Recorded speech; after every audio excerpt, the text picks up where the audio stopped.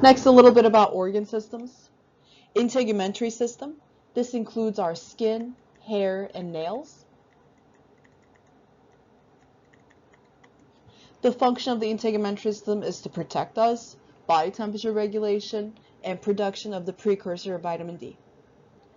Skeletal system. This makes up our bones. So bones are important for holding us upright, protecting our inner organs, also attachment sites for muscles. Muscular system includes our muscles, so this is important for movement, but also source of body heat, as we saw earlier with shivering during low body temperature. Nervous and endocrine systems are important for homeostasis.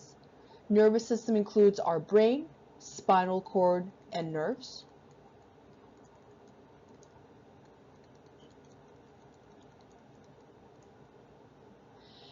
Then the endocrine system includes the glands that make hormones. They are releasing the hormones into blood vessels. Cardiovascular system includes our heart and blood vessels. And it's important for transporting gases, nutrient molecules, also the blood cells and waste. Lymphatic system is our immune system. It includes lymph nodes, lymph vessels, spleen, and the thymus gland. Digestive system includes the stomach, liver, pancreas, intestines, so this is for digesting the food that we consume.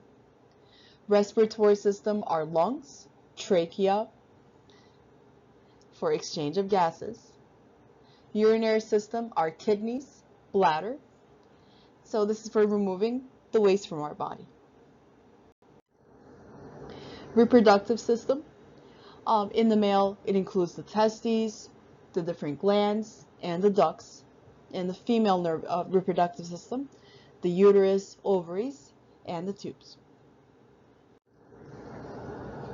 Anatomical position, this is important to understand.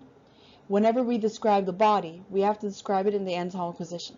So here this means the body standing upright, facing forward, upper limbs at sides. And we're going to see this in just a little bit. Know that the palms are facing forward. This becomes more important when we describe parts in our forearms and in our hands.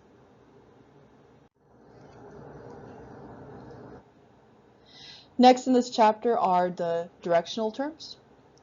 Superior or cranial. These two words both mean to the top part of the body. Then inferior or caudal. These two words mean toward the bottom. So here at the bottom are some examples. Example questions. The eyes are more what than the neck? So you're going to pick from either superior or inferior or cranial and caudal because the eyes are more above. Also, the words that you can pick would be superior or cranial, or cephalic is another word that can be used. Next one, the abdomen is more what than the mouth because it's lower. Here you can use the word either the inferior or caudal. Ventral and anterior, these both mean to the front. Dorsal and posterior mean to the back. Our sternum breastbone is more what than the spine because it's in the front. Here the words that you can use would be either anterior or ventral. The next one, because the teeth are behind our lips, the teeth are more posterior or dorsal. Medial means towards the midline of the body. Lateral means away or to the sides. Intermediate would be used if you're describing three parts and one is in between the other two, so intermediate between. So here the thumb is more blank than the pinky finger. Think about the anatomical position. The thumb is more to the side of our body, and so therefore the thumb is more lateral. The pinky finger instead is closer to the body, closer to the trunk, Therefore, the pinky finger would be more medial.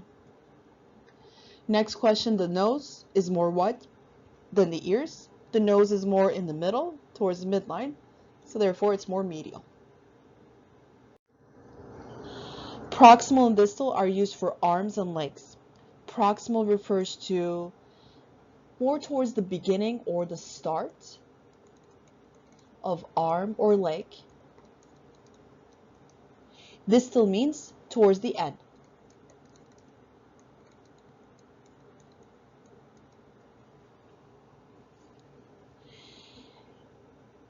The example question at the bottom, the shoulder is more what than the wrist? Notice that these two parts are both in the upper lip, while the shoulder is closer to the body. Therefore, the shoulder is more proximal. The knee is more what than the hip?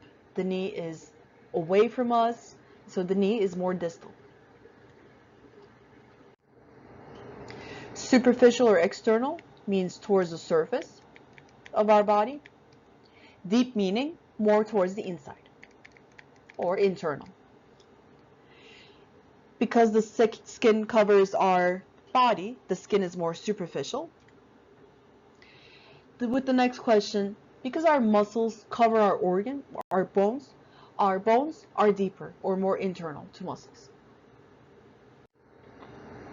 For the different body sections, these are also called planes or cuts. So these are done either to the body or to the organ to look on the inside. Sagittal section or sagittal cut, sagittal plane. This means the cut that divides the body into left and right portions.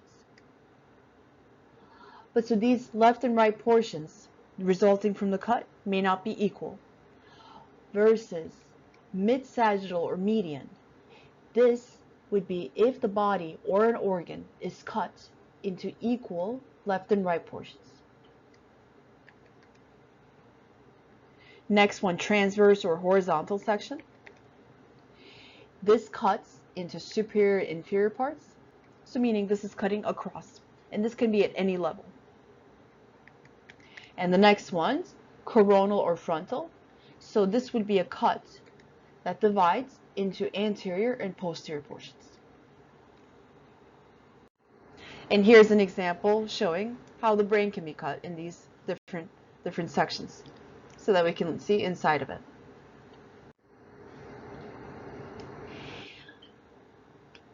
Study these pictures, and we'll go over different pictures in lab on these as well. Know the basic regions, basic locations of these regions. And also study these major body regions.